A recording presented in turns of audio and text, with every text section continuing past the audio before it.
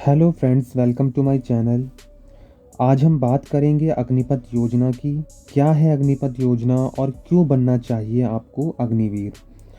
अब अग्निवीर बनना या ना बनना ये तो आपके और सरकार के हाथों में है। तो चलिए वीडियो को शुरू करते हैं। दोस्तों, 14 जून 2022 को रक्षा मंत्री राजनाथ सिंह के द्वारा एक प्रेस कॉन्फ्रेंस की गई, जिस प्रेस कॉन्फ्रेंस में तीनों सेनाओं के प्रमुख भी शामिल थे। इस योजना को अग्निपथ योजना का नाम दिया गया है। इसके आवेदन के लिए उम्मीदवार की आयु 17 वर्ष से 21 वर्ष तक होनी चाहिए। इस योजना में अधिकारियों से नीचे के रैंक वाले रिक्रूटमेंट प्रोसेस शामिल है।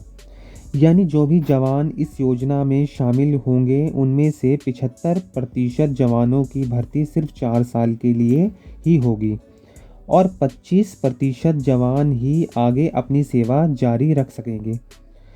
4 साल का कार्यकाल जो भी जवान पूरा करेगा वह अग्निवीर के नाम से जाना जाएगा।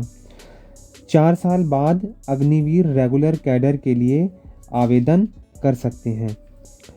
अगर उन जवानों का चयन हुआ तो 25% में ही होगा, जिसमें जवानों को शैक्षिक योग्यता एवं मेडिकल से जुड़ी शर्तों को पूरा करना होगा।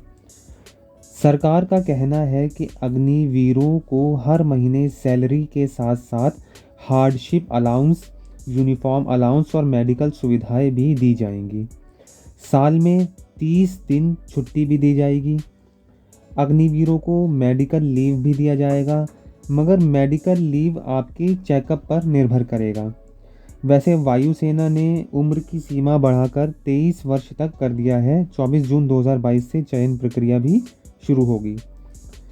सरकार कह रही है कि अग्निवीरों को 2.5 से 6 महीने तक की ट्रेनिंग दी जाएगी। अगर ड्यूटी के दौरान कोई अग्निवीर शहीद होता है तो बीमा कवर के तहत परिवार को 1 करोड़ रुपए की सहायता दी जाएगी। ठीक है। अग्निवीरों का हर महीने अग्निवीरों को हर महीने 30,000 से 40,000 मिलेंगे। पहले साल में सैलरी कम होगी और चौथा साल आते आते सैलरी बढ़ जाएगी। हालांकि पहले साल में भी सैलरी कम नहीं होगी, 30,000 से कम नहीं होगी सैलरी। इसमें से आपका फंड भी जुड़ेगा। जितनी आपकी सैलरी होगी उसका कुछ हिस्सा और कुछ हिस्सा सरकार अपने पास से मिलाएगी। बताया जा रहा है कि जब आप रिटायर होंगे तो 10 से 12 लाख रुपए भी आपको दिए जाएंगे। यानी मंथली जो सैलरी आपको 30 से 40,000 मिलेगी और रिटायर होने के बाद 4 साल के बाद आपको 10 से 12 लाख रुपए भी मिलेंगे। अगर किसी कारणवश कोई जवान विकलांग होता है तो 44 लाख रुपए की राशि भी उसे दी जाएगी और जितनी आपकी सेवा अवधि बची है उतनी सैलरी भी आपको दी जाएगी।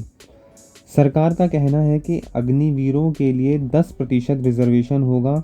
कहाँ होगा? केंद्रीय सशस्त्र पुलिस बल और असम राइफल्स में हो सकता है। आने वाले समय में सरकार कुछ और भी बदलाव कर सकती है इसके बारे में।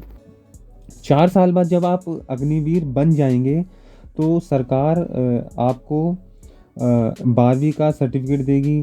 आपको अवार्ड्स भी मिलेंगे। आपको 4 साल बाद स्किल सर्टिफिकेट भी दिया जाएगा।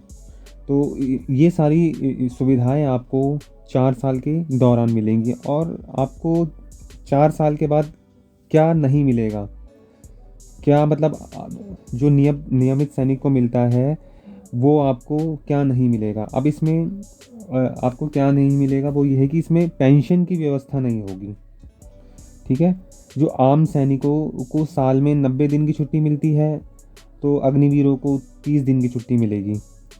4 साल बाद सेना की कैंटीन का लाभ अग्निवीरों को शायद नहीं मिलेगा। 4 साल बाद मेडिकल सुविधाएं अग्निवीरों को नहीं मिलेंगी। पूर्व सैनिकों वाली जितनी सुविधाएं होती हैं वो जो अग्निवीर होंगे, जो 4 साल बाद रिटायर हो जाएंगे, उनको शायद ये सुविधा नहीं मिलेगी। हालांकि इसमें अग्निपथ योजना में बहुत सारी अच्छाइयाँ भी हैं, बहुत सारी खामियाँ भी हैं। तो जिसको भी अच्छा लगे कि हाँ मेरा इसमें फ्यूचर है तो वो जाके फॉर्म को फिल करे। जिसको लगता है कि हाँ इसमें मेरा फ्यूचर नहीं है तो वो फॉर्म को फिल ना करे। क्या पता आगे सरकार इसमें और रिफॉर्म करे या कुछ और बदलाव सरकार कर सकती है, वो तो आने वाले समय में पता लगेगा। लेकिन फ़िलहाल जो सरकार ने योजना बनाई है उसकी बेसिक सी जानकारी मैंने आपको दी है। और ज़्यादा जानकारी के लिए आप रक्षा मंत्रालय की वेबसाइट पे भी जा सकते हैं और रिसर्च कर सकते हैं। तो आने वाले समय में पता लगेगा कि भर्ती होगी और उसका क्या फ़ायदा है, क्या नुकसान है, ये सिर्फ आने वाले समय में पता लगेगा। धन्यवाद।